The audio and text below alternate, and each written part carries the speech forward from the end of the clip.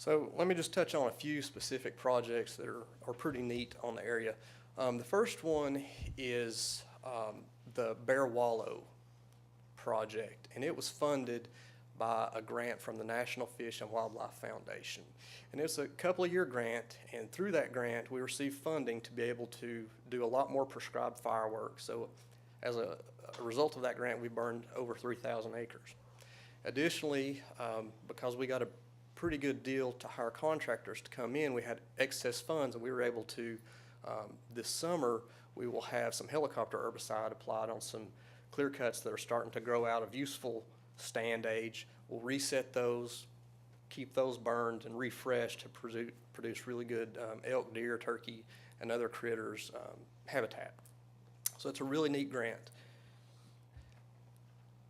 And we have received grant number 2 from that same entity, and this is all via National Wild Turkey Federation. They basically receive the funds, and we send the bills to them. This second grant, it's a little bit different. It's intended to do field clearings where we have maybe some old clear cuts. We get in with excavators and dozers, site prep all that, and we'll plant shortleaf pines on about 25 acres.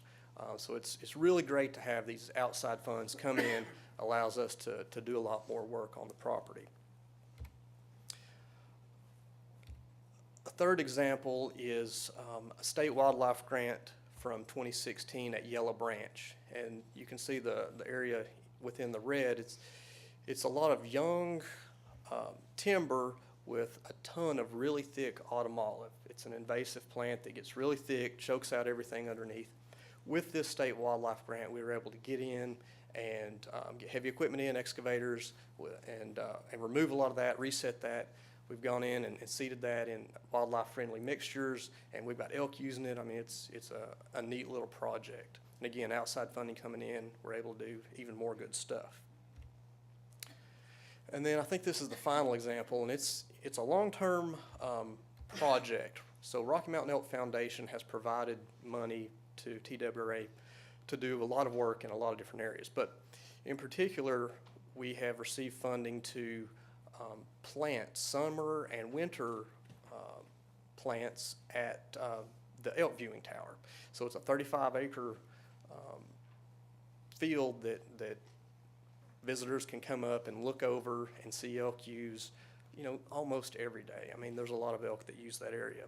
And we also have a great partnership with CORA, the Campbell Outdoor Recreation Association. They use a lot of their own manpower and equipment to actually do the disking and fertilizing and planting. And again, that's at the elk viewing tower. Then it's used a lot. On average, 14,000 people come and observe elk at that viewing tower based on a study from UT a few years ago. And you see sites like this. Families are coming up.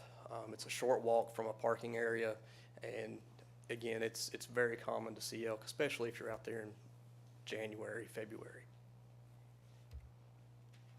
Okay, let me wrap up. We've talked a lot about history and some current management, future stuff. As Chuck was talking about, we're developing a strategic elk plan for the agency. We're going to have a couple of public scoping workshops scheduled in early May. Hopefully we'll have that plan done in the fall. We have tried to quit doing random acts of conservation, is what I call them. We're having elk focal areas delineated on the WMA to where we're really trying to target places where we have elk, where we have hunters that use. And in the future, I may come back to you. I plan to come back and highlight the need for some elk research through the University of Tennessee, and it would most likely be all federal funding. There wouldn't be any state funds, no license sale money going towards that research. So that's all I had. I'd be glad to take any questions. Thank you, Brad. Great presentation. Real quick question. How do you decide what zones will be hunted, and how do you decide what hunters get what zone? Great question. So as far as which zones to rest and which zones to have active hunting in, we get the elk team together, And we basically, in that chart I showed you that had past harvest data, we look at the areas that have been hit pretty hard in recent years. We'll rest those for a couple of years. It's a 2-year rest period. And then those will go back in the rotation. As far as assigning zones, I'll do a drawing at North Cumberland WMA, invite all the hunters to come if they want to, and it's just a random draw. So we'll have essentially ping pong balls with their name, and whoever draws first gets first choice. So, you know, number 5, they get whatever zone remains. Any questions from the committee? I've got a couple of things. It bothers me that you have taken out 2 of the best areas that where hunters were successful, and it assumes or ignores the fact that the elk migrate all over the area. And I suggest that the reason it's so successful is because that's where the best habitat might be. So I would prefer and intend to amend next month or making a motion to amend that there be 5 areas and you hunt the entire area.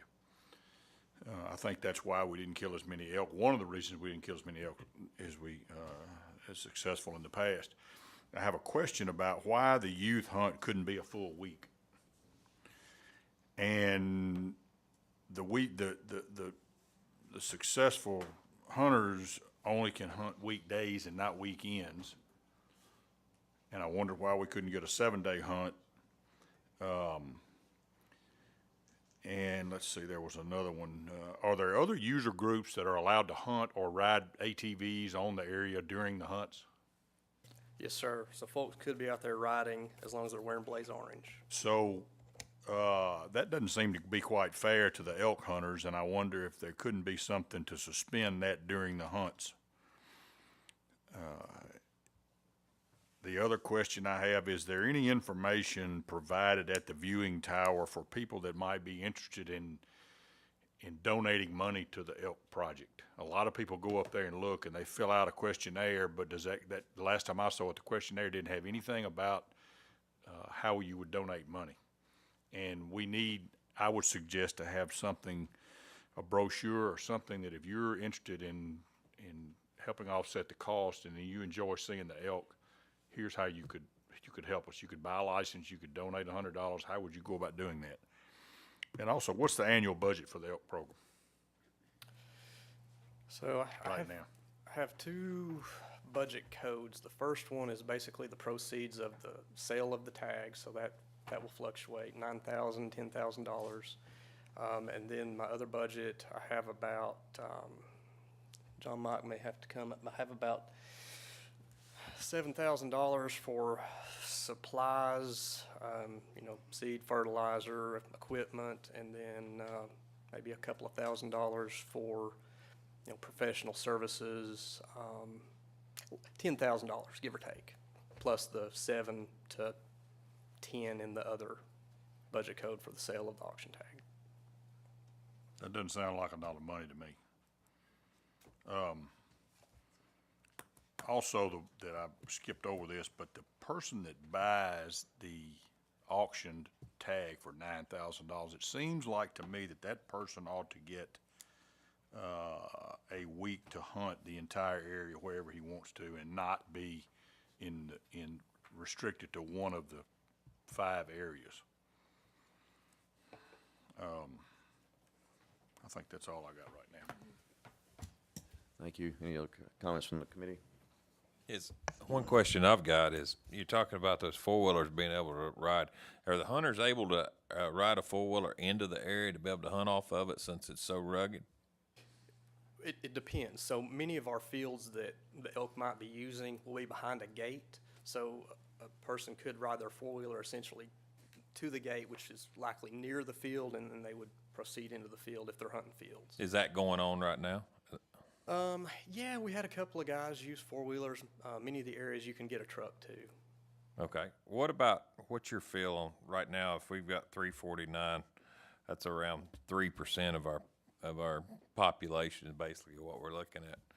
If we went up to say 5%, if we increased that 2% more hunter tags, that would be like 17 tags total. What would you, being an elk coordinator, what would your feeling be on that? Well, would you think a 2%, since you've created all this extra habitat, do you think if we increased that 2% more in tag quantity, I'd like to see a lot more people have more opportunity to maybe I might actually know somebody that drew a tag in my lifetime. Sure. What would your feeling be on that? Well, so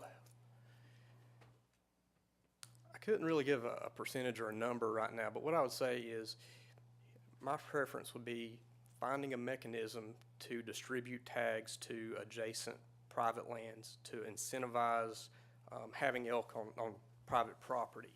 Right now, a landowner is unlikely to draw a tag in their lifetime because you've got 10,000 people applying for just a handful of tags. But there's potential. Some states have guaranteed landowner tags where a landowner could hunt, or they could sell that tag to someone else. So there's options to explore spreading harvest out on adjacent private lands. What was the total elk that were killed other than by our hunters last year? We had some deprecation. What was that total number? I believe it was 8. 8. So we had 8 there, and we had 10 tags that we had applied for. So that's getting on up there, kind of where I'm thinking in my mind, where I think we ought to be to move on up to another starting point. I mean, you're right. It was essentially almost an additional hunt, but again, it was on private property.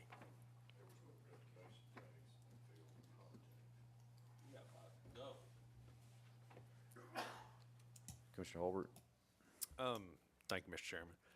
Brad, I just want to mainly put the commission on notice of something I'm going to bring up next month. I fully intend to ask for an additional tag to be raffled off. Let the foundation do it. I think this will open the opportunity for many, many people to have an opportunity at hunting elk. It'll just be an addition if they want to put in. But I just wanted to put you on notice that I fully intend to do that, and I think the proceeds from it will be enormous. I got something else. I'm gonna follow up the question I asked about the budget. It seems to me like, and I'll ask Director Carter this, or Barry could give me the numbers about deer and turkey and bear and the budgets for those programs, but it seems like $10,000 or $12,000 is a pittance to have a program.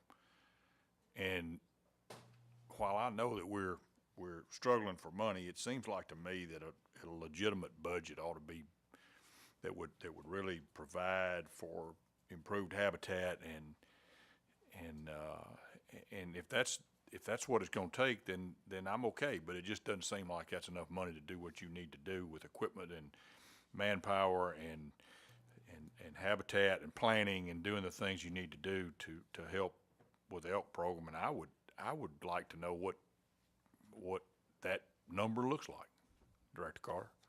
See if we can't do something to help it out a little bit.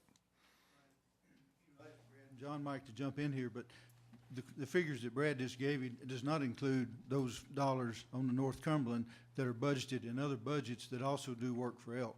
For instance, all those other people that are on the North Cumberland, I think there's 12 or so. The work that they do that Brad involves them with, he's not counting into his budget. So there's a bigger budget than it would appear if you're only looking at the parts that he has. So their equipment, all the things that they utilize and all the manpower is not reflected there. So we can get you a better idea what that total thing is, but I just want to make that point. Okay. Commissioner Baker? Yeah, I'd like to follow up with what Kurt said. I plan on making a resolution next time to increase the number of elk tags that we draw, and I love Kurt's idea of having a raffle through the Federation to help generate more money that possibly can help your budget there also. Any other comments? Commissioner Swan? In light of what's been said earlier, I would like to see a proposal to let the winner of the auction have first choice where he wants to hunt, and any place inside the elk zone, no closed areas. Including public land that's not within the current 5 zones that would be open? Well, yeah. I mean, any place the purchaser wants, he should have first choice. And also, the food plot shouldn't be plowed 3 days before the hunt starts. Any other comments from the commission? Yeah, Mr. Chairman, just a clarification, Commissioner Holbert, are you, if I understood you, you're talking about coming forward with an idea that for a second permit to be auction officer, it'd be 2, or what did I'm not understanding what you said. Of course, the commission would have to decide whether to still auction one off or not. But this would be a raffle, it wouldn't be an auction. And I thought that's where you're going. There are some very specific state rules about raffles and auctions, and we're very regulated on what we can do. And it's, we can get, when I find out exactly how you want to do it, I can get you better information, but we can't just designate a raffle, nor can we just necessarily go ahead with another auction without going through an RFP process. So, but I can get that back to you. I can talk offline with you, see exactly where you're going, and I can get you better answers. Okay.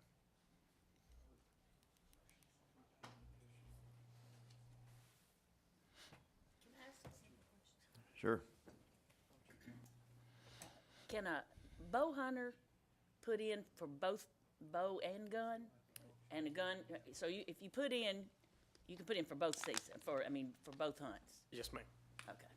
And then choose to hunt with whichever one you want. Like, well, except if you put in as a bow and gun, you could hunt bow even if you put in for the gun. Say that one more time for me. This is not Siri. This is if you put in for the bow and the gun, and you drew the gun, Right. you could use your bow. Absolutely. Okay. But you can put in for both. Yes, ma'am. Any other comments? Any comments from the audience? Is the pizza here? Great. Thank you. Thanks, everyone. It appears that folks are reluctant to go and tend to their business, and I know that folks need to go because you've shared that with me in your way. And so, if we could, why don't we come back at 1 o'clock, go tend your business, and then just take breaks as you need to. The pizza's not here yet, and I've got a handful of them, and tend to your business as you need to. Go do it now. If we could get back at 1 o'clock and be sharp about it, and then as you need to go and eat or do whatever you need to do, go for it, and we'll keep it moving. The next meeting is going to be the budget committee, and we'll have to go budget committee back into full session and kind of go back and forth, but we'll keep it moving and keep it casual. Okay, we'll recess for 10 minutes.